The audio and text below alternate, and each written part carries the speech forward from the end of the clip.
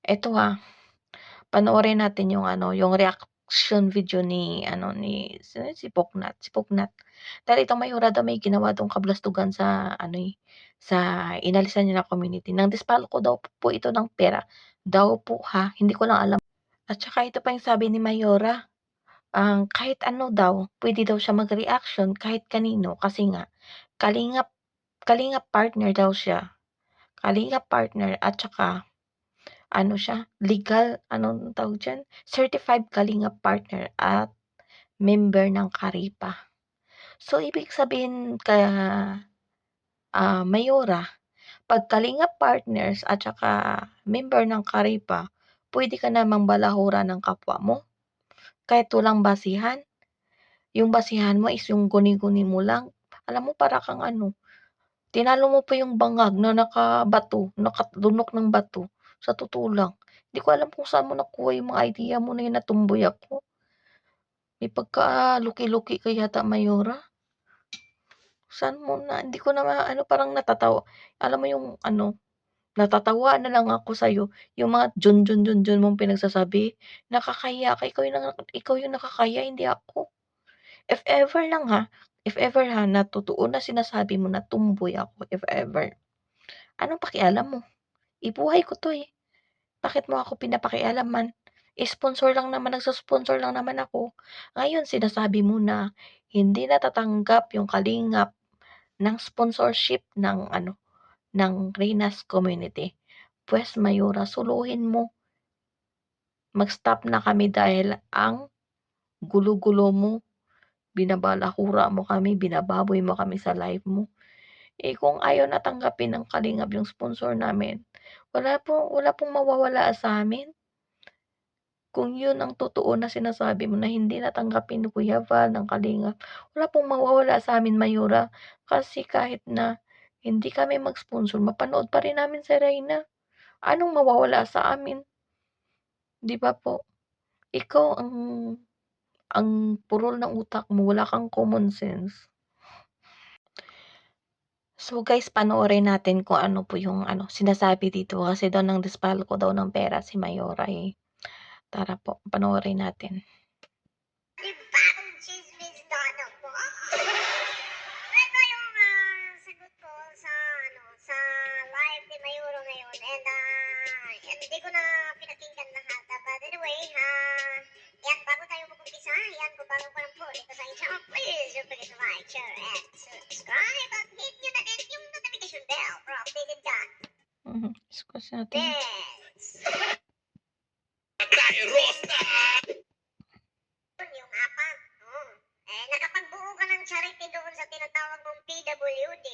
Tapos, tagto 200 lang, so 800 lang.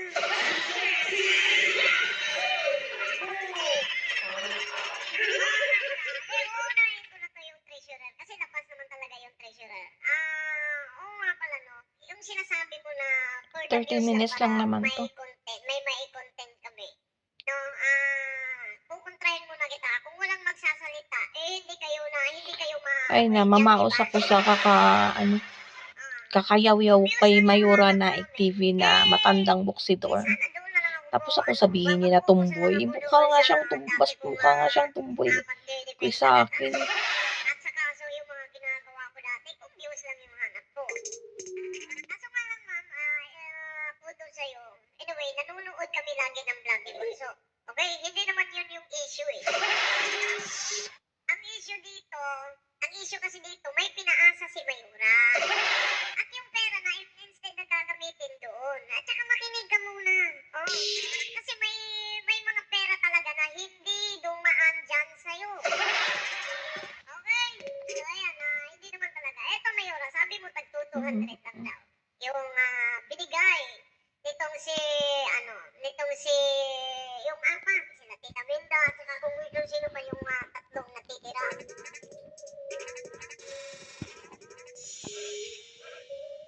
Dito, Mayura, dito pa lang, masasabi ko talagang sinungaling ka.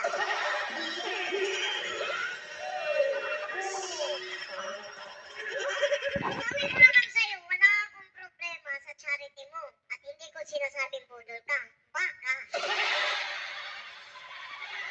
Magkaiba kasi yung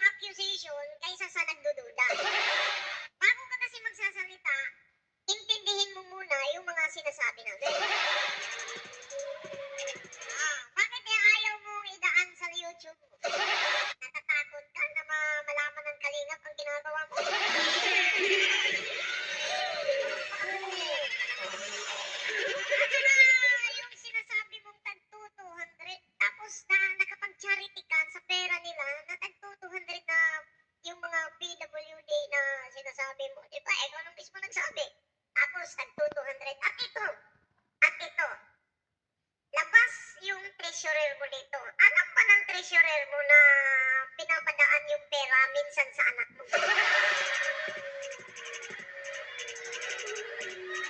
Ah, nagtataka lang ako na nakapagbuo ka ng charity.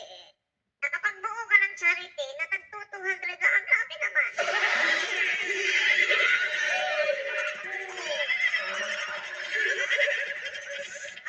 Pero ako wala akong galit sa'yo, Mayora. Alam mo na, alam mo yun.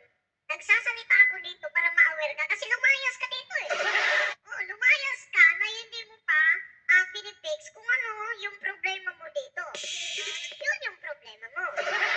Wala akong problema sa'yo, ikaw may problema.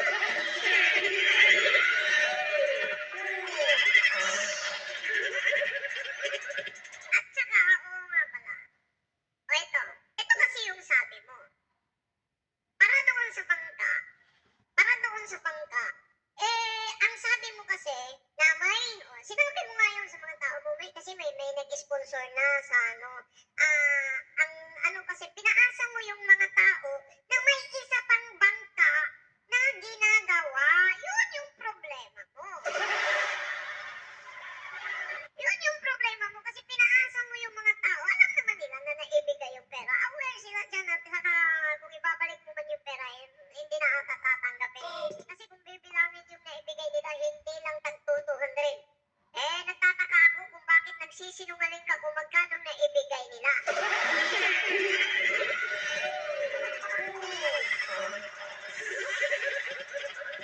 Doon pa lang, kung nagsisinungaling ka, baka may tinatago ka. O pakinggan mo nga, baka may tinatago ka.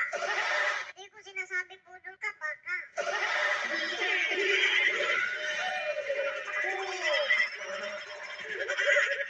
Ginawa mo ng title na sinabi mong budol ka. Hindi ko naman sinabi na agad-agad na budol ka. Ang sabi ko lang doon din sa live ko, nung kagabi, ang sabi ko doon, na bakit ang mga budol, nandyan na lahat sa kalinga. Bakit ikaw lang ba ang lumipat? Di ba marami kayo?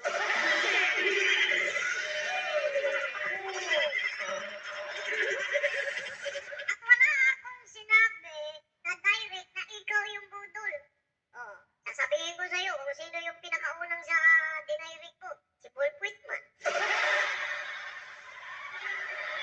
Oh, o di ba kilala mo din si Kaagapay?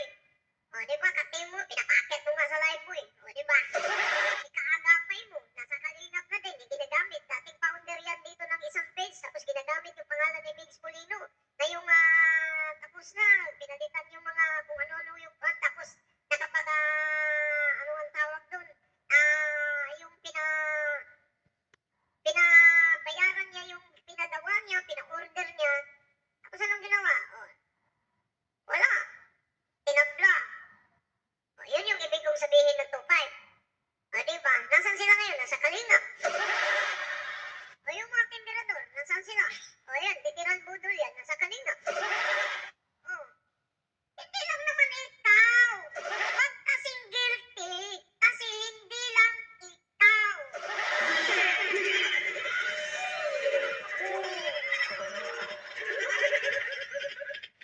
Inakusahan mo sarili mo na budol daw ako. Kung guilty ka, bahala ka. Ang sabi ko naman talaga, wala akong pakialam dyan sa charity ninyo. Kasi maganda yan. Pero yung nagsisinungaling ka na, tag 200 lang, labas pa yung pagbigay sa treasurer mo, labas pa yung pagbibigay sa anak mo na para daw sana sa bangka. Alam ba yan ng treasurer mo? Hindi. At saka ito pa. Teka, Makati. Oh. At ito pa. Bakit mo pinaasa yung mga tao na may ginagawa pang isang bangka? White Hanay Hindi ko problema. Problema mo yun. Kaya ako nandito kahit ilan lang to at least. Marinig mo. Kahit iilan lang yung nanonood. Wala akong problema dun. Kasi ako dito nagsasalita lang. At ito pa, issue sa'yo. Kahit lumabas ka na dito, bakit hanggang ngayon nagchat-charity ka pa gamit ang pangalan ni Bunso Mix mo?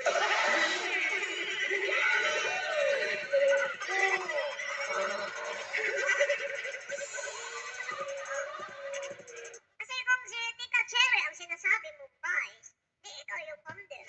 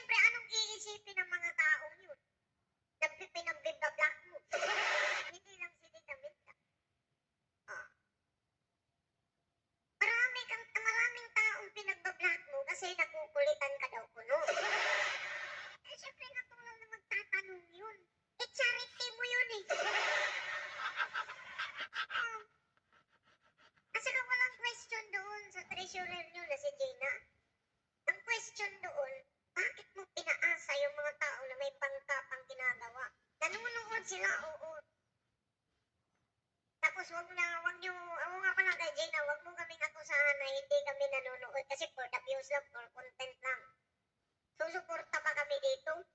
Oh, magtatanggol ba kami? Kung for the views lang? Oo, kumikita kami, aaminin namin yun. Kasi ito yung nagiging trabaho namin. Oh, hindi kasi kami nangunguleksyon.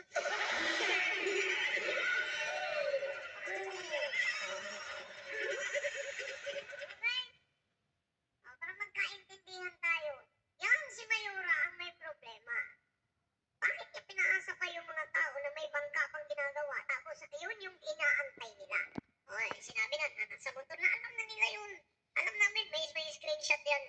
May screenshot na yan. Ito yung team na nagbigay. Labas kami doon.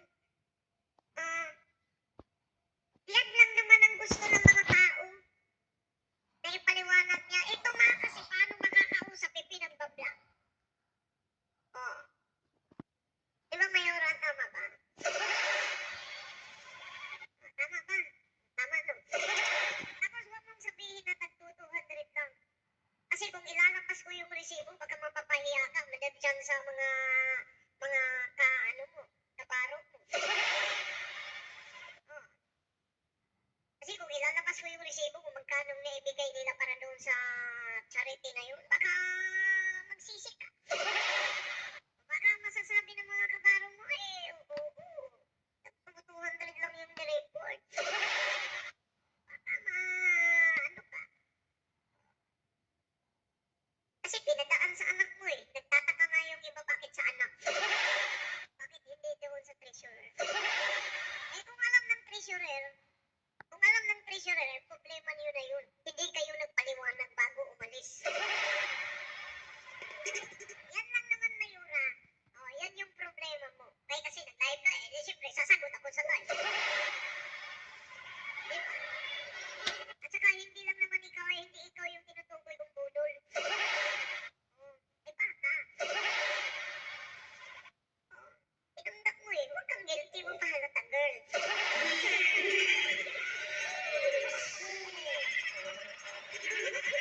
Well, hanggang dito na lang po. Ayan, anyway, bago ko tatapusin itong video, huwag kalimutan mag-like, mag-share, mag-subscribe kung bago ka lang po dito sa aking channel. And thank you for watching. Once again, ito pa rin yung subscribe. O ano na Mayora, ano na, hinahanapan ka ng bangka. Kung makapag-reaction ka sa ibang tao, akala mo perfect ka. Alam mo, pero parang feeling mo sa sarili mo is perfecto. Daanin mo lang sa patapang-tapangan, pamura-mura. Akala mo nakakabilib siya, akala mo nakakaliw siya panuorin, hindi niya alam yung tingin ng tao sa kanya. Squatter, walang pinag-aralan. Tapos yung mas mukha ka pang ang budolira kaysa akin, mas mukha ka pang tumboy ka sa akin. Tapos i-judge mo ako kung ano-ano nangungulikta ng pera, tumboy. Yung sinasabi mo, sinasabi mo para sa akin, parang mas bagay sa'yo sa pagmumukha mo. Tingnan mo nga yung baho mo yung baho mo galing sa community na pinanggalingan mo, balikan mo yan doon. At saka linisin. Nangangamoy ka pa rin hanggang ngayon ng baho mo. Akala mo makapaghusga ka sa tao, sa ibang tao, perpekto ka, babae ka pa naman. At saka, isa pa, ang tanda-tanda mo na. Dapat magpakatino ka, babae pa yung ikadalaga kong tao, ginaganon mo. Tanda-tanda mo na. Kung gusto mong respetuhin ka ng mas bata sa'yo, magparespeto ka muna. At saka una sa respetuhin mo yung sarili mo. Huwag kang magsalita ng mga yung